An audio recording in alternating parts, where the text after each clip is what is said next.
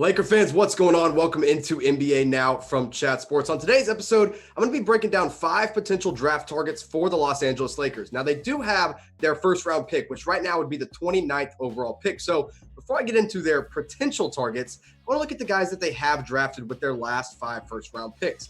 Of course, you have Mo Wagner now with the Washington Wizards, was the 25th overall pick back in 2018. Lonzo Ball, now traded to the New Orleans Pelicans, the number 2 pick back in 2017. And then in that same draft, they traded for Kyle Kuzma and Josh Hart, which I wanted to include because they were both first-round picks. And then, of course, Brandon Ingram, another part of that Anthony Davis trade, was another number 2 overall pick back in 2016. And now they're going to be picking at number 29 overall. So we're going to talk about those targets here. But before I do that, I want to talk about our friends over at Fanatics, which are hooking up our Laker fans with some incredible deals. When you go to chatsports.com/Lakers shirts, you get these t-shirts for just a little over $20 per shirt. You can get a great deal, save some money with our friends at Fanatics. Again, that's chatsports.com/Lakers shirts. Now let's get into our first draft prospect. This one coming from Arizona, Nico Mannion. Now the Red Mamba, obviously you can see why. Now, his draft stock has kind of fluctuated a little bit since he has entered the NCAA,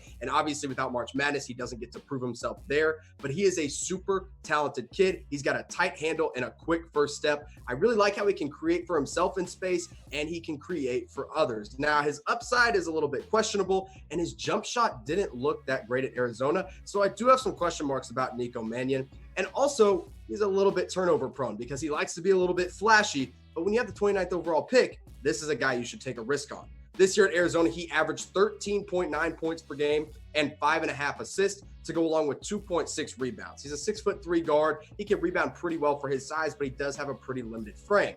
Now, the three-point percentage is a little bit questionable at 33.1%. I'd like to see that go up, but he's good at scoring at the rim and good at scoring from mid-range. The main thing Nico Mannion would do would be a new playmaker on the Lakers bench. Obviously, you have Avery Bradley. Now, he does have a player option. He could be back. He could not be. Alex Caruso will definitely be back. He is expected to be the main backup guard next year for the Lakers. Rajon Rondo, another guy with a player option. I'd expect him to pick that up and be back. And then Quinn Cook, a guy that I'd like to see get some more minutes for this Lakers team. But the thing that Quinn Cook doesn't do, the thing that Alex Caruso doesn't do very well, they don't create for others like Nico Mannion can. I like this kid a lot. I think at number 29, you're getting a really good value out of this guy. Now, the big question here for the Lakers and the big question for today's show is, which position should the Lakers be targeting in the 2020 NBA draft? Let me know in the comment section what you guys think. Maybe you want a new guard like Nico Mannion. Maybe you want a big man. Maybe you want a wing, a guy that can knock down a couple jump shots, a guy that can defend other wings around the perimeter. If you do want to win, you do want a jump shooter. A guy that I really like is JaMy'us Ramsey out of Texas Tech, a kid who I don't think should fall to 29, but I've seen him as low as 30 or 31 on some draft boards, so he could definitely be there for the Los Angeles Lakers. The best thing about Ramsey is that he is a true scorer. He's going to come off the bench and light it up from 3, and really, when you put him in the catch and shoot, the kid does not miss. Now, he doesn't finish really well around the rim. That's something he's going to have to work on at the next level. But that three-point percentage is his bread and butter. I mean, the stats speak for themselves. 15 points per game, 4 boards, 2 assists. Not great in the rebounding or assist columns. But the three-point percentage at the college level, 42.6%. That's not a typo. That is how good he was at Texas Tech. And I believe how good he can be at the next level, especially when you look at him from a catch-and-shoot standpoint. You put him on the wings, think of Danny Green, just not quite the defender. He's got good length, not great athleticism. I like JaMy'us Ramsey a lot. I don't necessarily expect him to be there. I don't think he should be there, but there is a chance. Now, you look at the three-point shooters the Lakers already have. They're a pretty good three-point shooting team. Kentavious Caldwell-Pope there at 39.4%. He was their best three-point shooter this last year. Quinn Cook didn't get a lot of playing time, but when he did, he made his threes at 37.9%. Of course, Danny Green, the guy I just compared JaMy'us Ramsey to, 37.8%. Avery Bradley, a guy who, again, not known for his three-point shooting, but shot it well at 36.4%. And then Alex Caruso, 35.5%. None of these guys shooting 40+% like JaMy'us Ramsey did at the college level. Now, I know it's college. The college three-point line changes some things with the three-point percentage, but I think it's going to transition well for JaMy'us Ramsey and potentially for the Los Angeles Lakers. Now, like I mentioned before, the Lakers do have the 29th overall pick. They could trade it. Maybe they don't want to take time to develop a draft prospect, but what do you think they will do? Type T for trade, type K for keep that pick. I'm always a big fan of keeping your first round picks. I think you can develop a solid player, especially in this draft. Now, one guy I like a lot for the Los Angeles Lakers and really at the next level in general is Vernon Carey Jr. out of Duke. Draft prospects and draft guys have been a little all over the place with this guy, but me personally, I think he could make a lot of sense for the Los Angeles Lakers. He's got a true big man's body at 6'10", 270 pounds, and he is extremely mobile for his size. Now, another thing that I really like about Vernon Carey Jr. is he can shoot the three ball. He's got a really good form. Now, the three-point percentage was at 38.1% at Duke, but he wasn't taking that many. They like to put him down low. They like to post him up. He's not going to be posting up a lot at the next level. At Duke, he put up 17.8 points per game, 8 boards, and he was blocking 1.6 shots per game. Now, the one downside I do have with Vernon Carey Jr. is that he's 6'10". And you're like, okay, that's pretty big, but at the next level, is he going to be able to guard fives or is he going to have to guard power forwards? If he's trying to guard power forwards, the more mobile power forwards are going to be all over him. They're going to make him run around a lot. Vernon Carey Jr. not going to be able to guard centers because he's at 6'10", and you got those 7-footers that are going to go right over the top of him. But the reason I do like Vernon Carey Jr. is because the Lakers have 2 centers that have the ability to enter free agency this year. Dwight Howard will absolutely be a free agent at 7 points per game and 7.7 rebounds. He looked really, really good off the bench, but he might be looking to get a bigger payday somewhere else. Finished well around the rim too at 71.4%. JaVale McGee has a player option. We don't know if he's going to decline that or pick it up. I wouldn't be surprised to see him pick it up, but he put up 5 points per game and 3 boards. Didn't block as many shots as Dwight Howard did, but he looked good. So Vernon Carey Jr. at 29 could make a lot of sense to give you some assurance at that center position, and I really think he could develop into a starting caliber big man one day in the NBA.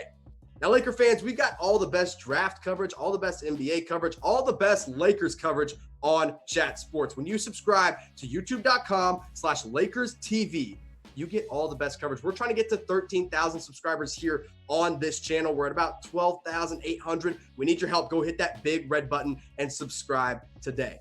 Now let's talk about another draft prospect here. It's Cassius Winston out of Michigan State. Now, he is one of the older players in the draft at 22 years old. He's coming out as a senior, but Cassius Winston can make shots from just about anywhere on the floor. A really good shooter off the dribble. The biggest downside I have with Cassius Winston is he is pretty turnover prone. Now, he averaged 3.2 per game at Michigan State. Hopefully that turns around at the next level. But these older guys always have a tendency to slip to the late first round or early second round and become great players at the next level. At Michigan State, he was averaging 18.6 points per game and 5.9 assists. And when I say he can make it from anywhere, I mean anywhere. 43.2% from 3 at MSU for Cassius Winston. I like this kid a lot. I have a lot of question marks about his playmaking ability because of those turnovers and the high turnover rate that he played with. But I think he can make a lot of sense for a team like the Lakers looking to win now. You get an older draft prospect. You don't have to take the time to develop him because he's already 22 years old and had 4 years of experience under Tom Izzo at Michigan State. Now, I got one more draft prospect I want to get to, but before I do, LeBron James said that the NBA season is coming back. The King said it, so it means it's going to happen. So if you're ready for some NBA basketball, go hit that thumbs up, go hit that like button, and tell us how much you want to see some NBA basketball played. Go give us a like on this video. Let's talk about our last prospect here. It's Tre Jones out of Duke. Big fan of this kid's game. Now, we all remember Tyus Jones. He came out a few years earlier, and his NBA career has been so-so. He's been a serviceable backup, but I think Tre Jones can be better than his brother. A great playmaker and a great creator for his teammates. He's a smart defender, but the biggest downside with Tre Jones is that he's super small. Even for a point guard, he has got a very small frame. He averaged 16.2 points per game and 6 assists at Duke. He also rebounded the ball really well for an undersized guard at 4.2 boards per game. Three ball, not that great, 36.1%. He's better in the mid-range and better at getting to the rim, even though he's smaller. I don't know if he'll be able to finish at the rim like he does at college, like he will in the NBA. Got some question marks about his size, but if he was a little bit bigger, he would immediately be a top 15, maybe even a lottery pick for the NBA in the NBA draft. So now these are 2 veteran guards, Cassius Winston and Tre Jones. So I want to put them side by side. Very similar numbers. 16.2 points per game and 18 points for Cassius Winston. 4 assists as compared to just 2 assists for Cassius Winston. 3-point percentage though, Winston's got him beat. He is a great 3-point shooter, but the turnovers, Both of them are pretty turnover prone for some veteran point guards. Winston at 3.2, Tre Jones at 2.7. I like them both a lot at the end of the first round, maybe the early second round. I think both could make some sense for the Los Angeles Lakers as a backup point guard that you don't have to take too much time to develop. But which one would you rather have on this Lakers team? Type TJ for Tre Jones, type CW for Cassius Winston. You've made it all the way to the end of this video. So now let me know which point guard you'd rather have in the comment section below. Laker fans, thanks for watching, and I'll see you next time.